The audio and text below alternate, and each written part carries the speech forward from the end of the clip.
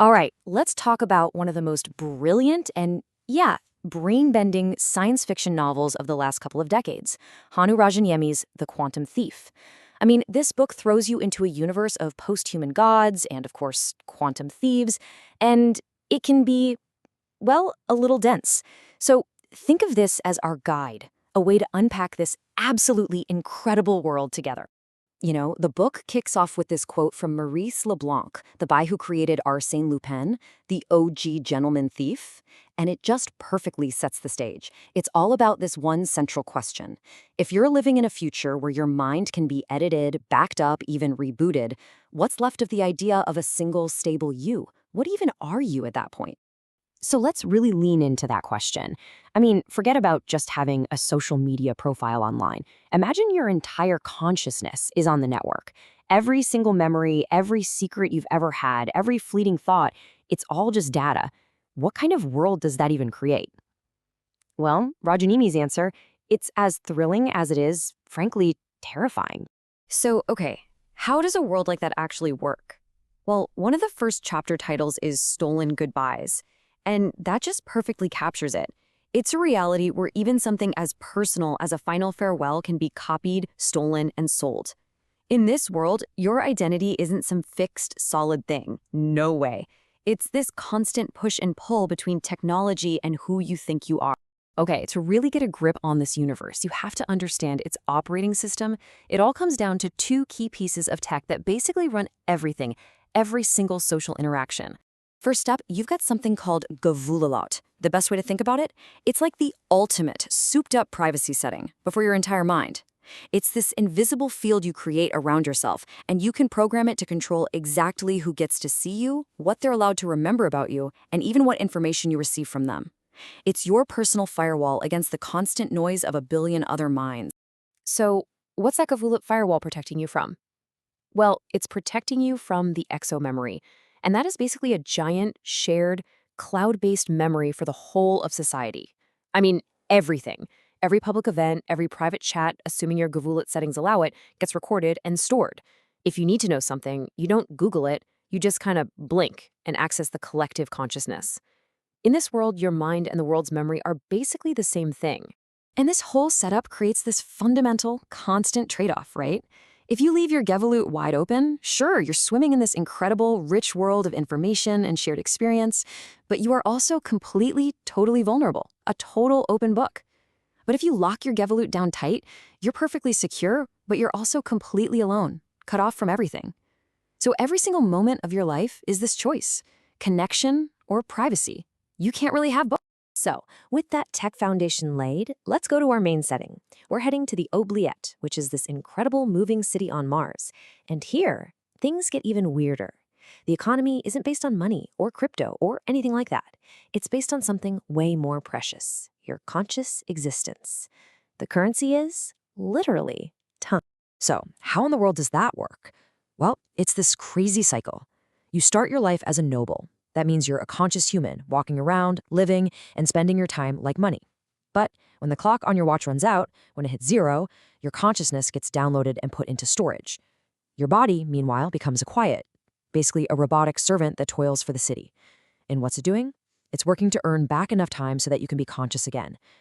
It's a society that has turned consciousness itself into a commodity. You literally have to earn the right to be awake and alive. And this is the number everyone in the Oubliette fears. 0. That's it. That's the moment your life just stops, gets put on pause. Your personality, all your memories, your soul, whatever you want to call it, it all gets packed away into digital storage. And all the while, your body is out there, working mindlessly until you've paid your debt and earned your next life. There's this quote in the book from a time beggar, and it just drives home how desperate this whole system is. Can you just imagine that? Not begging for food or for money, but begging for just a few more seconds, a few more minutes of conscious thought before they switch you off. It's a powerful and pretty haunting reality for everyone living on this version of Mars. Okay, so who are the main players in this incredibly strange world? The whole story is really driven by a handful of characters who each kind of represent the major powers and big ideas that are clashing all across the solar system. First, you've got our protagonist, Jean Laflambeau. He's a legendary thief, but his memory is a complete mess. On his tail is Isidore, this brilliant, kind of quirky detective from Mars.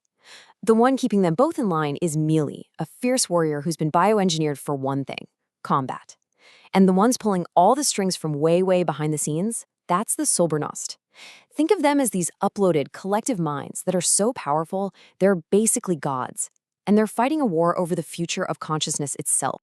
I mean, that quote, that is Jean Laflambeau in a nutshell, right? He's charming, he's brilliant, and he is just operating on a completely different moral wavelength than anybody else. For him, stealing isn't just about taking things. No, it's an art. It's his way of showing that he truly appreciates something. And it's that twisted logic that makes him so damn captivating and so dangerous. And then you have his complete opposite, the detective, Isidore. He doesn't see his work as some clever game of wits. For him, it's a duty. It's about helping people, it's about restoring order and making sure there's justice. And this clash, this fundamental conflict between the thief's philosophy and the detective's, that's right at the heart of the whole story. Okay, so let's recap. We've got a world where privacy is a weapon, time is currency, memories can be stolen. What in the world ties all this together? It's one simple, elegant, and absolutely ruthless idea: game theory. The whole story kicks off with our thief, Jean, trapped in a place called the Dilemma Prison. And here, he's forced to play this one game over and over and over, the prisoner's dilemma. The rules are simple. If you and another person cooperate, you both get a small reward. If you betray them while they cooperate, you win big. But if you both betray each other, you both suffer badly. In this universe, that makes trust the most valuable thing there is, and also the most fragile. And here's the thing. This isn't just a cool gimmick for the first chapter. The prisoner's dilemma is the core mechanic of the entire universe. The warrior culture of the Zaku, their whole economy is based on it. The society on Mars, the Oubliette, that's just a citywide version of the same game. And the massive system-spanning war between those godlike Sobernost, it's all just the ultimate high-stakes game of cooperate or betray. And that really brings us to the final, lingering question the book leaves you with. In a universe where every single choice you make is just a move in a game, how do you ever know if you've really won? When your memories can be faked, when your loyalties can be literally reprogrammed, what does it even mean to make a real choice? What does it mean to be you? It's a puzzle that I promise will stick with you long, long after you finish the story.